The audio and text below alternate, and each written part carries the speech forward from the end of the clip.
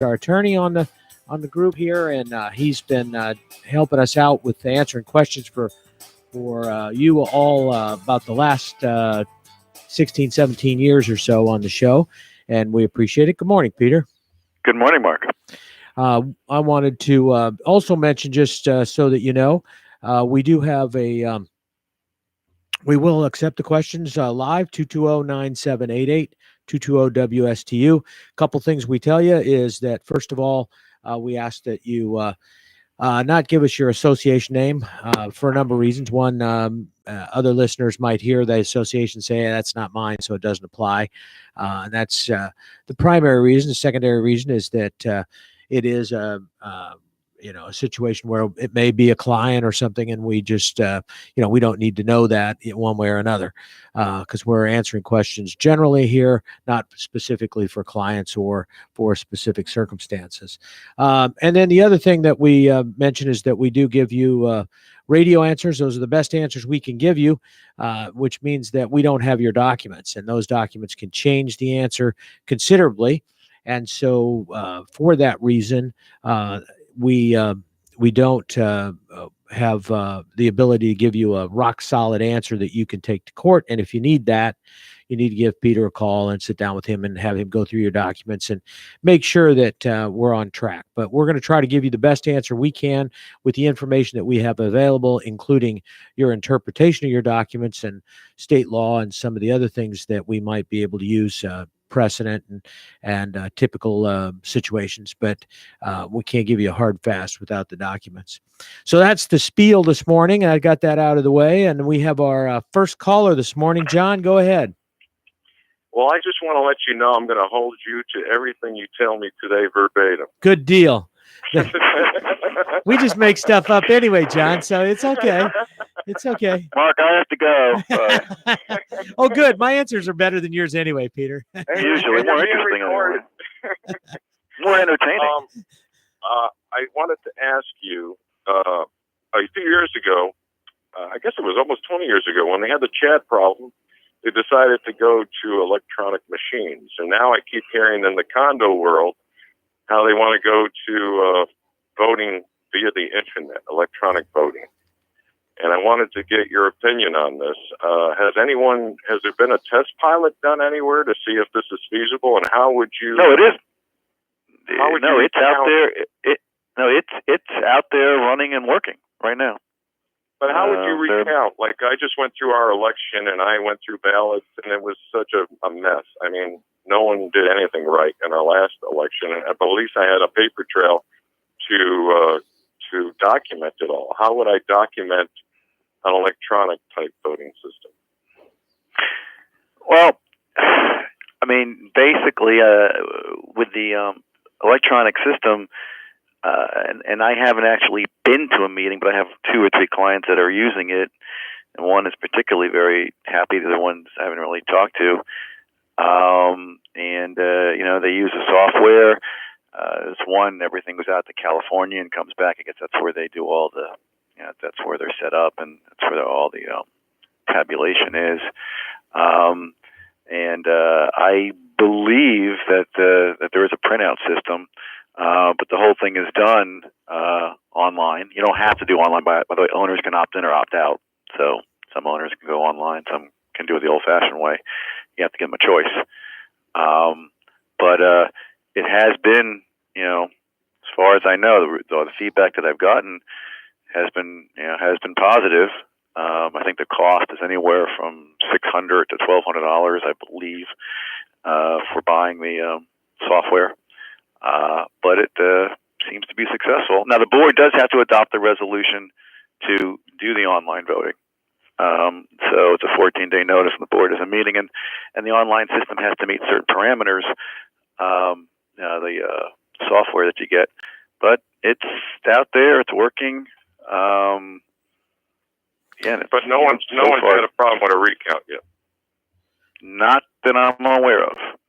And I will tell you, John, that the last I heard, that this has to go through this software has to be approved by the state, And last I heard, there was only a couple companies that they've approved so far. Now I don't know if that's expanded. You may know, Peter, but I do know that originally one of the things is that the choices out there were very, very limited, and the state had the state is signing off on that, making sure that it meets all their requirements for a valid election and those kind of things, and that and including the ability to to recount the ballots and be able to tabulate who voted and that they were authorized to vote and all of those kind of things. The law has a system set up for what the online. Again, there's more than, I guess there's more providers now than there were before. I can't tell you exactly what number is, but one of the attributes that the software must do, and it's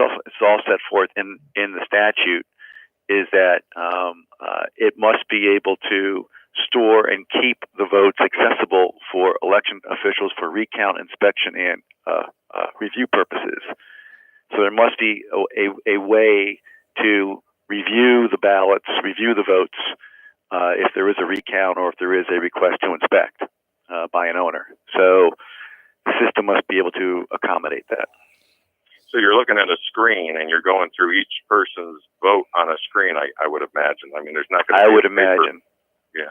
I would imagine. Maybe that could be printed out. I haven't just seen a recount done. Now, do you know if this is just for ballots only, or do they include proxies? No, you can do pretty much any kind of voting. But when you do electronic, you're really not using a proxy, because under the electronic system, it counts toward a quorum. So. Okay. So that's your proxy, is your electronic vote. And if you had a question on amending the docs, you could do so electronically. Yeah, you can vote really almost anyway. Like a limited anyway. Okay, that's true. And that was the original idea, John, is to get better results in terms of participation. Yeah, in terms of some of these things. I tell you, I kind of land on your side a little bit. I'm a little skeptical still. I understand that they've been working, but I don't know how much they've been tested either yet. A lot of times the early adopters of things like this, they pay a lot of attention. They get them researched and done. And so they spend a lot of time on them. So as these things become more popular, I'm kind of thinking that we probably are going to have more problems potentially, but it is go ahead. It's like those old, cereal commercials. Let Mikey try it. And yeah. I want to see a pilot program. I don't know why they have to do this blanket thing. If you got a good idea, fine. But why disseminate it completely over the whole state? Why don't you just see if the system works first? Well, it's optional. It's strictly optional. It's not a requirement. They're not going to make it a requirement, I don't think. But the board, you're saying the board would decide, because this, our docs were written up back in the 80s before any of this was even conceived. And we don't have anything in our docs that say that. Here's the way it works. Here's the way it works. For the Condominium Act, and there's a parallel provision for the HOA, but it's under the condominium at 718.128, and this is something where the board, and it's a board option, okay, with a 14-day notice, mailed and posted, can have a board meeting where the board adopts an online voting system. And then, again, the online voting system must meet certain criteria. And then every time that the association has a vote, whether it's an election or some other kind of vote, where voting on alterations or amendments or whatever, owners are allowed to opt in or opt out to the online voting. Those who opt in will do it. Obviously, those who opt out will, get the limited proxy through the mail. There's no requirement to use the system. Again, this is something that's being provided as an option that associations can do if they wish. Again, the feedback that I've gotten so far has been positive. It's still, I think it's still relatively rare in that I don't think there's a large percentage of associations using it. I think that's going to grow, like anything else. It's, again, like I said, it seems to be the feedback that I have received, which I admit is somewhat limited, has been positive. And would you have to have a system, how they passed that law a couple of years ago that we're supposed to be online now, and we're still not online in our community. And our deadline was January. You mean the Do we have to website? have that? Yeah, the website. Do we have to have that set up to do the vote, or that's just a separate program we can have? No, it's separate. No, that's separate. That's for associations that have condominiums of 150 or more units. Obviously, if you're 150 more units, you have to have a website. But there's no connection with the online voting and the website. If we still don't have a website, does that mean we've been granted a waiver after January, or are we fined? I mean, no, you're in violation. Yeah. So what? You're all going to jail. You're all going to jail. No, you could. But you can vote electronically, John. The good thing is you're going to jail, but you can vote electronically. So from jail. From jail. So you'd be good. If you have a laptop, I guess. Yeah, we haven't removed your rights. If you're a felon, though, we got a problem. But anyway. Actually, that is a violation not to have the website. The association could theoretically be fined. Yeah. Have you heard of associations being fined so far? Or no, not yet. Not so far. I'm not saying you're going to be fined, but it is on the list of. There's a list now of all 8 zillion different violations, and that is one of them. We heard the state was going to fine, but they're posting it to your website, so it may take a while before you find out. Well, it's all done electronically, so we're going to go to electronic jail. We don't go to real jail. That's true. You're going to go to virtual. You're going to go to virtual jail. That's right. So, hey, do you have time for one last question? Sure. Sure. We're on a roll this morning. Go ahead. Well, the reason you're making Mark laugh, which is amazing. Yeah. The reason why I brought the first one up is we have a very corrupt board, unfortunately. And when I say corrupt, I don't mean illegally, but they're just incompetent. And they basically let the property manager do whatever she wants. Unfortunately, the old property manager, we got rid of her, but she came back, and now she's back to working the hours that she deems she should be working. In our contract, it says she has to work 40 hours. She takes off every Thursday at noontime and doesn't come back until Monday. So she's basically working 3.5 days. The board is totally aware of it, and they're neglecting their fiduciary responsibility as board members. Is the only recourse for those interested who are resident owners to go a legal route, or could we force the board to do something through a petition? Well, I think, force them what? To make the manager work the hours she's supposed to work? Yeah. Well, I don't think so. I don't think there's really any legal route here because, I mean, the employee-employer relationship is what it is. I mean, the fact that she's supposed to work a 40-hour week, but they're allowing her to work a 32-hour week or whatever the number is. That's one thing I should have said. I forgot one little important detail. We hired a property management company. She works for the property management company, and in the contract it says she has to work 40 hours. They have to provide 40 hours worth of coverage. The contracts, is that what it is? That the yeah, it says in the it doesn't give hours like she has to be there at 8 to 4 or 9 to 5, but it says we get 40 hours a week of a full time property manager. Here's what I would. Well, maybe. Look. I'm sorry. Go ahead, Mark. Well, what I was going to say is a couple things. One, because it's through a property management company, she could be, and I'm putting this in air quotes, going to her office to work some of those other hours. And frankly, in most property management situations, if you have a certain amount of property manager time in your contract, a lot of times that is not on site. It is back at the office, working in the accounting department, going through budgets, going through financial information or whatever. So they have an out there, just so you know. I mean, they have an out there. But she doesn't have an office. That's the main office. Well, that's the main office. Well, yeah. But technically, they could allow her to be working from home. So, yeah, but we know where she is. Right.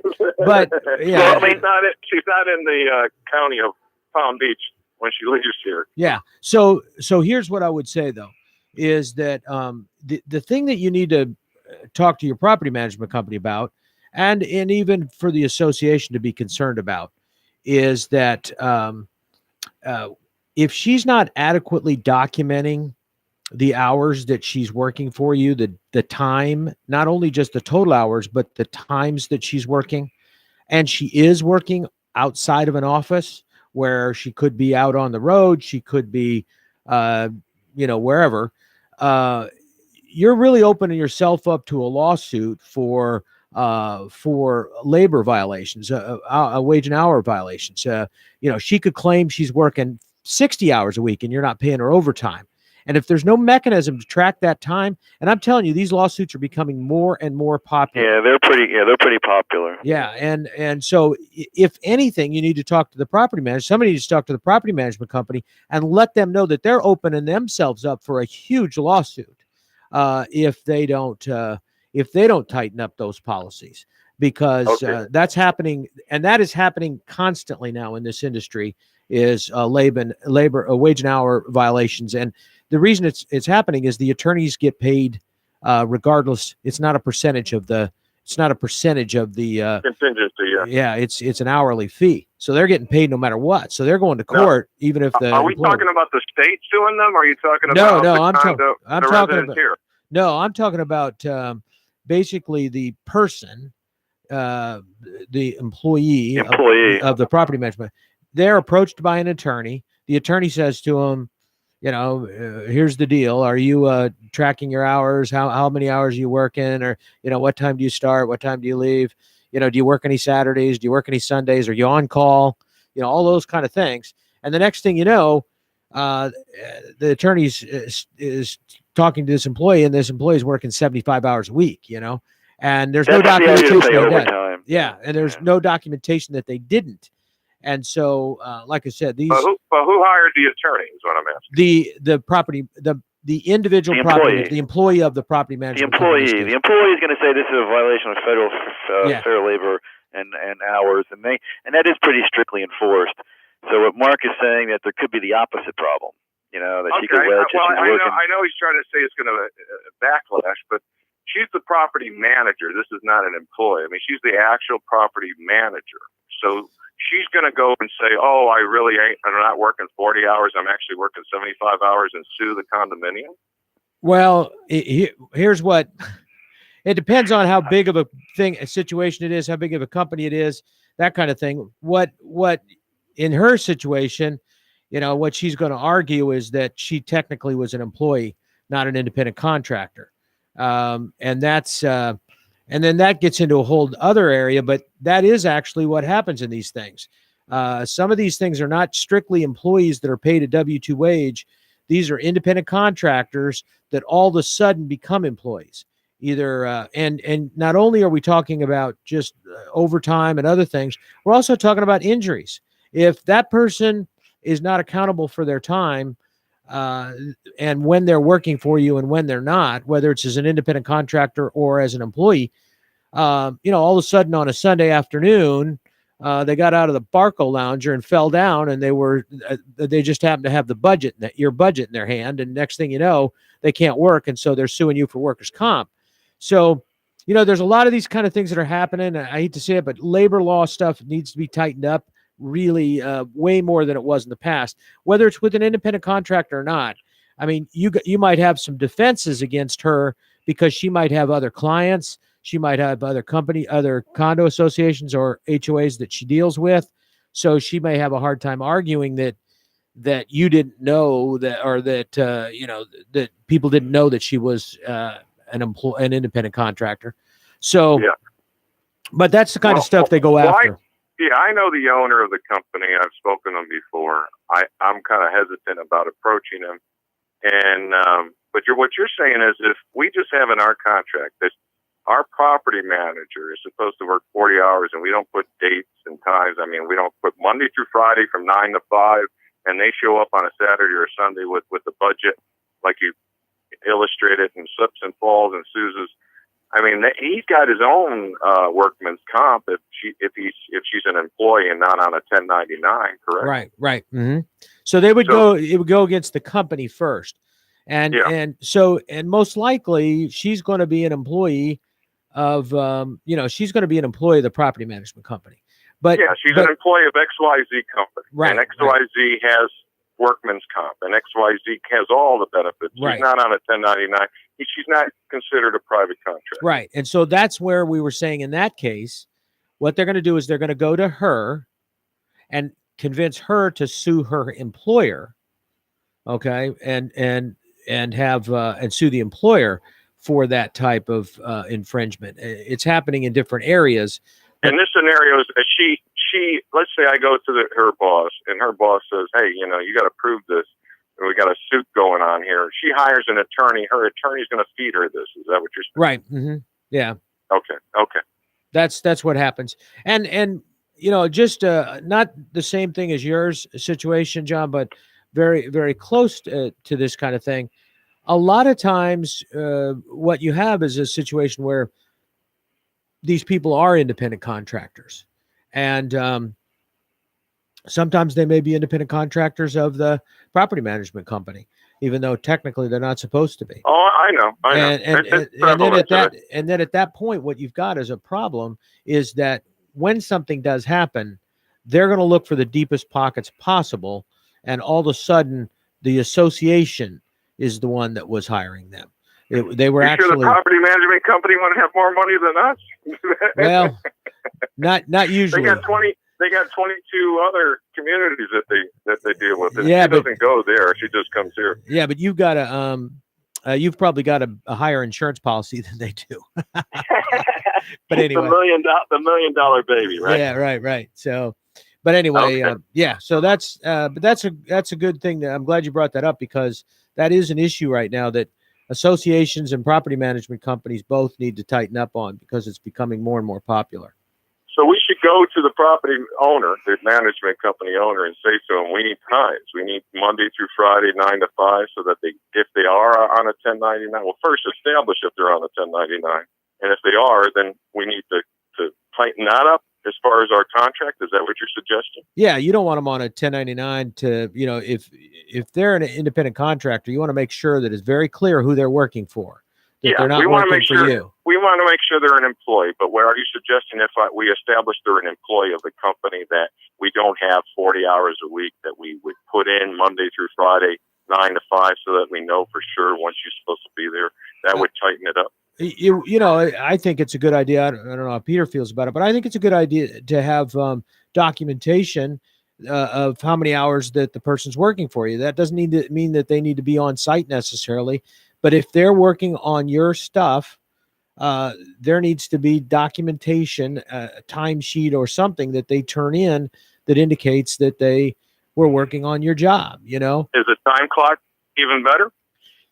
Time clocks are tough in a job like this, because you don't always have a time clock available. I mean, if they run out to Home Depot to pick up some supplies for Monday on a Friday afternoon, they're not going to go punch in someplace and punch out someplace. They're going to record no, but they time. can put in a supplemental sheet. Right. So time clocks kind of get to be a waste of time, because most of what these guys do are supplemental. I mean, they're not they're not in an office all the time. Hopefully they're not, I hear. So that's all I would say is that, but it's more important that you have some documentation that the person has signed off on, so that they've documented that, because, so that's what I should be asking for when I speak to the owner. Yeah. Just some documentation, how the hours worked and what days they're working and that kind of thing. Okay. Well, thanks again, guys. I appreciate all the help. All right. No problem, John. Have a good day. Thank You too. Tom. See ya. Yeah. This whole thing with labor, with the labor laws and wage and hour is getting more and more complicated. So, and I appreciate that the property management companies, they have different situations too. Sometimes, they do have independent contractors that work for them. Sometimes they may be farming out some of their accounting work to an independent contractor. Sometimes they do have maybe they've got a part-time person that's a licensed property manager, got their own property management company, and they're doing some work for them. So I understand that a lot of that happens. And it's really just a question of making sure you have adequate documentation showing who exactly has the contract, who it's with, what kind of employment relationship it is, whether it's an independent contractor or an employee, and what they're doing and what hours they're working. That's the typical thing. Peter, speaking of contracts, I know that's usually employment contracts are one of the things not employment contracts, but management contracts are one of the things you usually get involved with, right? Yes. What kind of things do you look for in a management contract? I'm not talking out about some of the stuff we're talking about, but just in general, what are the things that you usually noticed in contracts that seem to not get tied down very very well, or the contracts need to be adjusted or looked at? Well, you always want to make sure that there's a clear termination provision. Okay. So that, if you're dissatisfied or you just want to change for whatever reason, that you can do so easily. So you want to have a 30 or maybe 60, but I usually go for a 30-day termination without cause, with or without cause. So you don't get in a dispute over, was there cause, was there not cause, were they a breach, were they not a breach. You just want to be able to walk away and move on to something else. The insurance provision that they're carrying, certain types of insurance. The indemnity always gets highly negotiated. It seems to anyway. They want the association to indemnify them from everything, and I typically try to reverse that to a degree. So the indemnity or the indemnification gets a lot of attention. Actually, and also the section dealing with the functions and duties. What is the property manager going to be doing, including the section you're talking about? Mm-hmm. Whether it's a property manager being assigned or whatever. That there are provisions regarding how often will they be on site, how many hours, what's the minimum hours they'll be on site.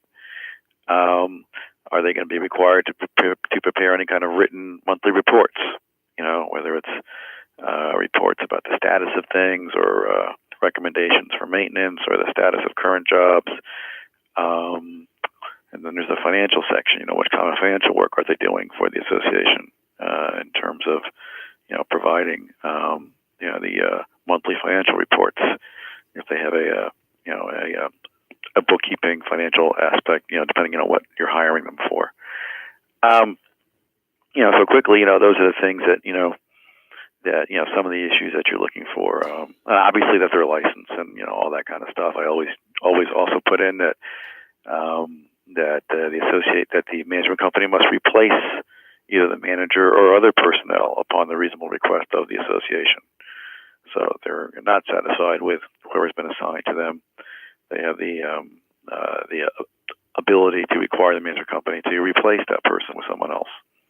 So things like that. Now, what's going on now with? I know one of the things that used to always be a problem. It was transfer of records, particularly electronic records. It gets to be one of those things where more and more, it's hard. The property managers, they don't, the property managers tend to want to hold on to that stuff, especially if they haven't been paid. Nowadays more and more of those electronic systems are not the same among property management companies. So there's a reluctance to provide them with information that they can't use. So I know, Peter, we'll get back to that. Let's get to our caller so we make sure we got plenty of time. Brenda, go ahead. Hi, good morning. Morning. I have Morning. 3 questions Sure. concerning HOA. Number 1, the bylaws state that the board makes a resolution to form a committee. What exactly is that, a resolution? And then once a resolution is made, can that committee be dissolved and how? And then my second question is about video board meeting rules. Okay. How are they adopted? A resolution is just simply, when the board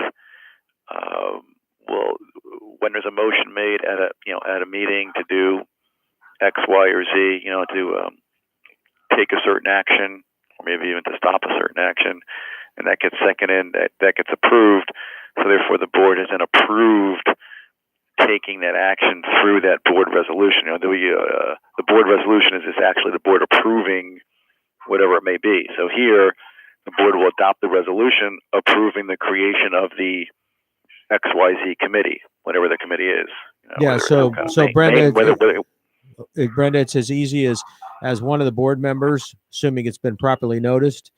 One of the board members says, I recommend, I propose, or that we form a committee, a social committee to handle the activities relative to the social room.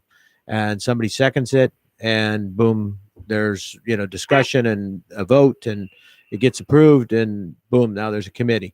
Now, normally that would be then expanded on by the board as to how many people will be on the committee, who will chair the committee, whether the board will have anybody involved in it.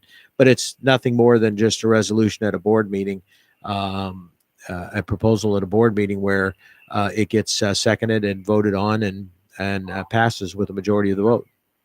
Now, typically, some bylaws say that the president has the authority to, create committees and things like that. But typically, it is a board function, and the committee serves at the pleasure or displeasure, or whatever word you think is more appropriate, of the board. So the board can create a committee, and then the board can disband the committee, quite frankly, or change the members of the committee. So, the committee typically is there acting at the discretion of the board. Okay. Yeah. All right. All right. My other question is about video board meeting rules. How are they adopted? Also through the board. The board can adopt reasonable rules regarding the taping, the recording. I'm showing my age here. The recording of meetings. Now, they have to be very reasonable. Basically, the rules are pretty much limited to that. You can't interfere with the business of the meeting. Maybe that you can't move around the room as you record. It has to be done in a way that's not obtrusive to the meeting. But you also can't pass a rule that would then limit or be unreasonable as far as someone's ability to actually record. Now, these days, everyone uses their cell phones, so it's not like in the old days where people would set up equipment beforehand, and you can have a rule saying that your equipment must be set up in advance and back in the days when people would come in, with the big old cameras and things. These days, you don't see it anymore because people use their phones. Peter, do you have to request? I mean, can somebody just whip out their can they just whip out their phone and start recording, or do they have to request permission to record? You don't have to request permission. Sometimes you can pass a rule that says that you have to announce whether you're recording. But I mean, every owner has a right to audio or video record any meeting. Okay. So. All right. So. Okay. All right. So that, but they do have to, but they can pass a rule. Can pass a rule that says that you have to tell people that you're recording, or you've got to announce that you're recording. I believe that's. I have to double check, yeah, but yes, that seems to make sense. That seems to make sense. Okay. All right. The third question I have is, what is the repercussions that could occur when a notice of meeting wasn't announced? What do you mean? Well, for instance, when there's going to be an amendment proposed, if a letter didn't go out to the members noticing that meeting that there was an amendment being proposed at that meeting, what happens with that? So the association is going to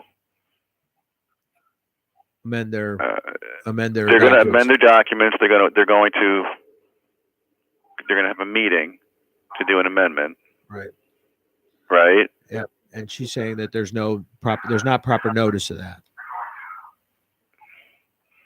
Well, okay. Well, there always has to be proper notice of any meeting that you're going to be taking action.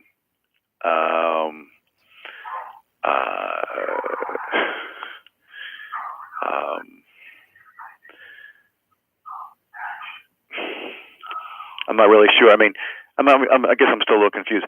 So they're going to have a meeting to vote on a certain amendment. Well, that meeting would have to be properly noticed, Right. Right. be sent and sent to all the owners. Well, If they what did if properly, it happened and it wasn't noticed? Yeah, she's just saying, what if there isn't a notification There made? What wasn't. if Yeah. what if they, they were having this meeting, they didn't give proper notice, whether it's notifications to the owners or posting or whatever, they don't and they just do took the that. action at. And So then they they went just ahead took and took action. the action. Right. So they just took Right. action at a meeting and it wasn't properly noticed. Right. Exactly. Correct. Well, I think that action would be subject to challenge because owners were not given notice that was going to be, because other owners would need to be placed on notice to have the ability to show up at that meeting and either be for or against whatever that action was.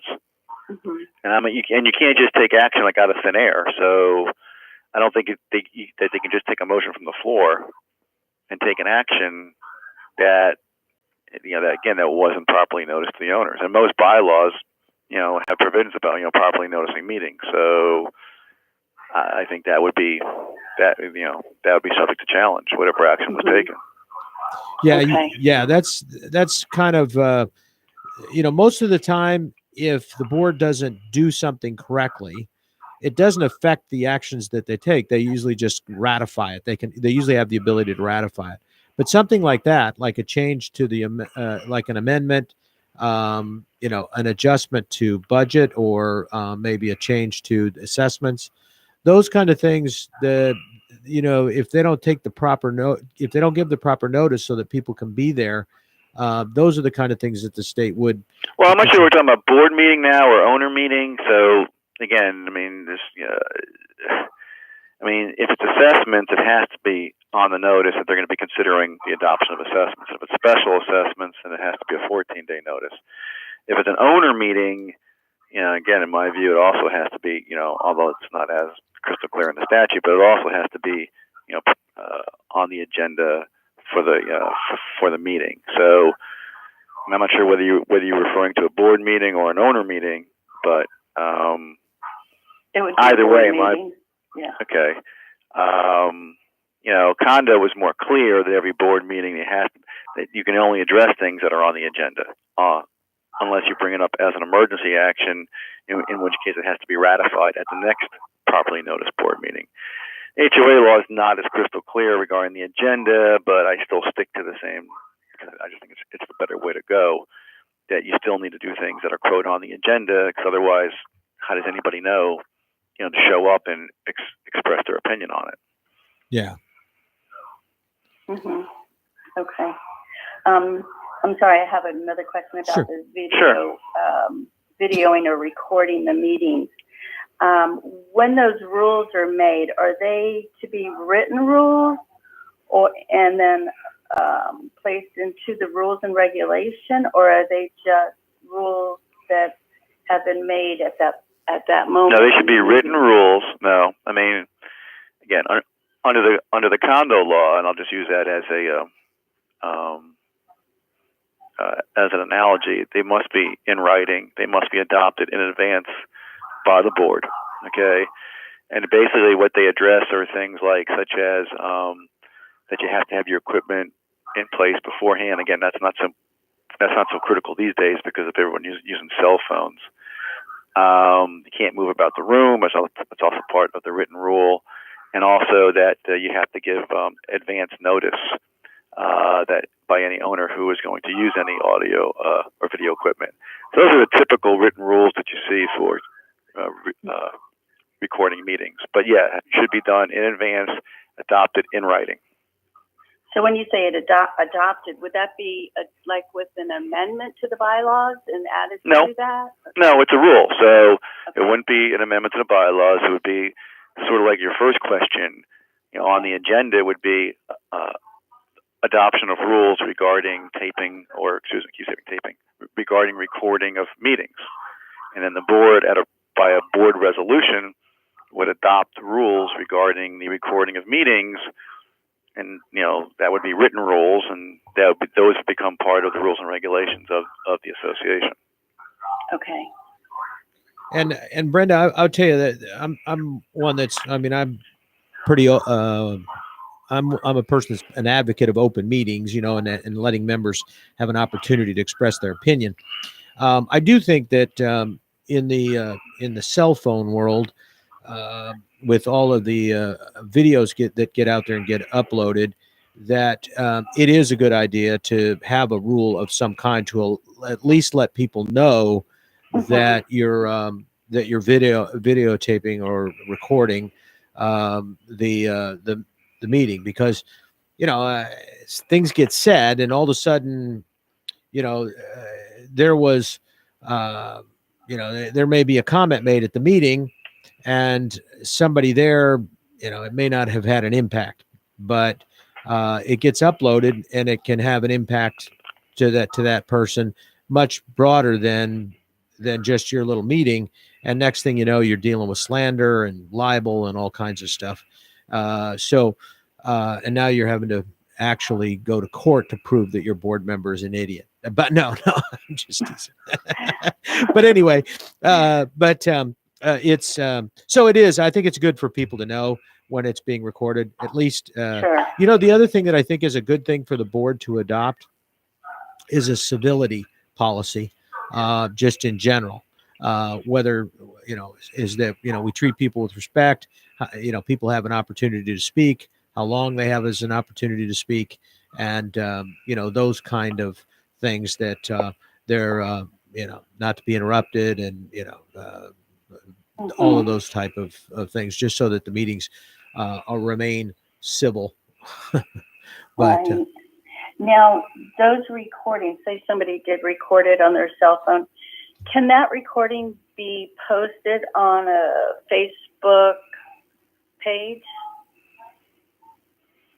Is there any What, can people- type of rules or laws or anything that would prohibit those from being posted?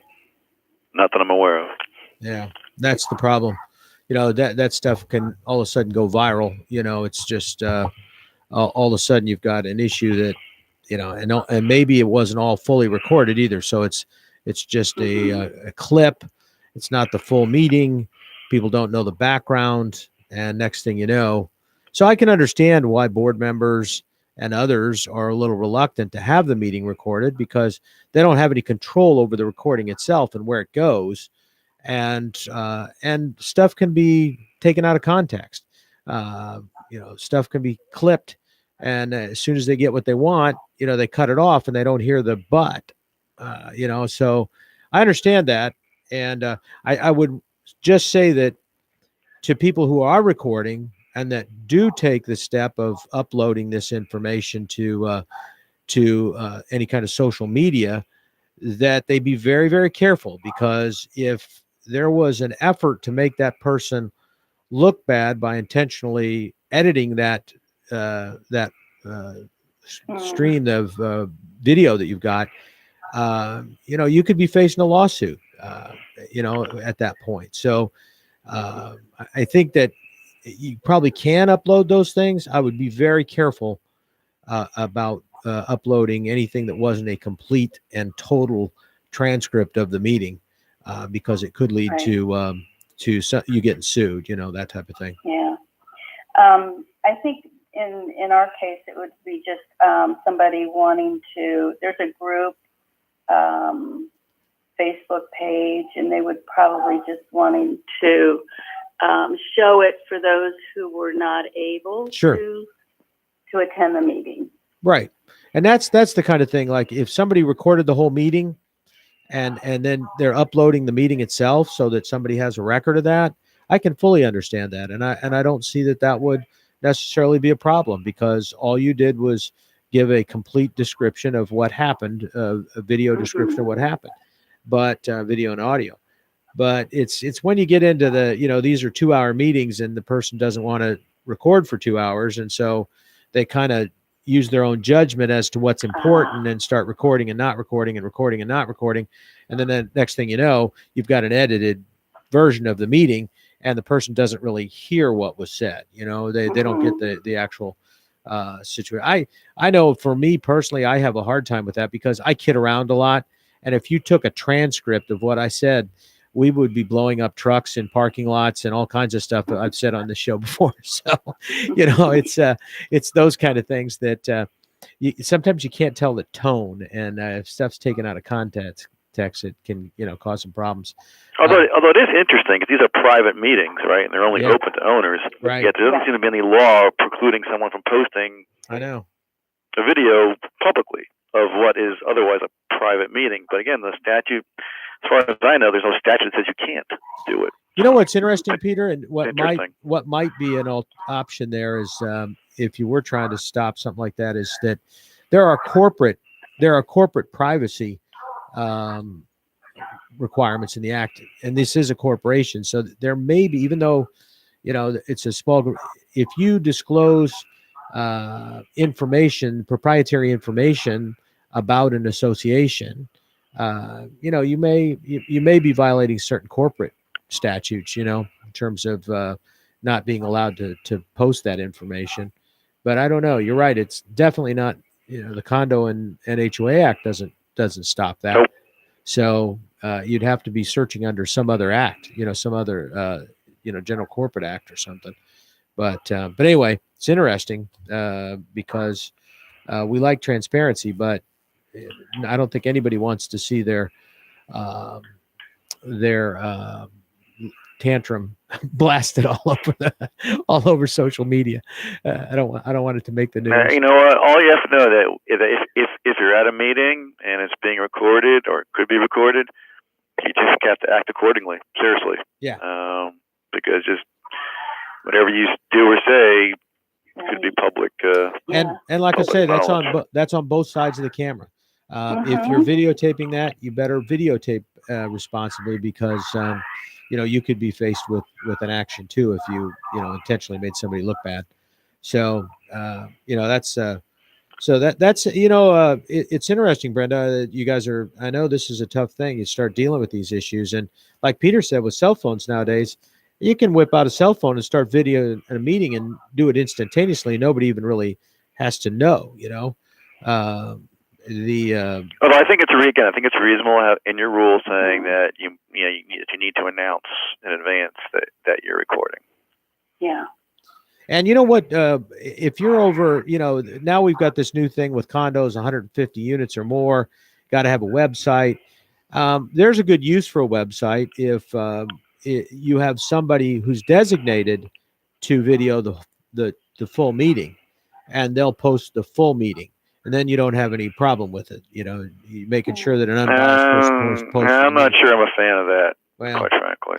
I know, but if I'm going to videotape or allow videotaping, I'd rather have it posted like that, where I know where it's going, than have it posted out to a Facebook group or something like that, where somebody hits like or share, and the next thing you know, it's going all over the place, So, but it's harder to get it off a website. You know what I mean? But anyway, so what about email between the board? When does it become inappropriate, like voting on situations? They can't vote by email. Nothing, in no way. They can communicate with each other, but they can't vote by email. Okay. We'll I tell you what, Brenda, we can address that. We're running out of time right now. Okay. Mike just gave me the half-minute message, but next week, if you call back in and remind us, if you got some additional questions, we'll be happy. And that email question about voting is a good one, and we just don't have time to address it now, but that's a good question. And your questions were great today, and I appreciate you calling in with those. That was fantastic. Thank you for your program. I really enjoyed it. Thank you, Brenda. Thank you. Right here on WSTU Digital 1450, Martin County's Heritage Station.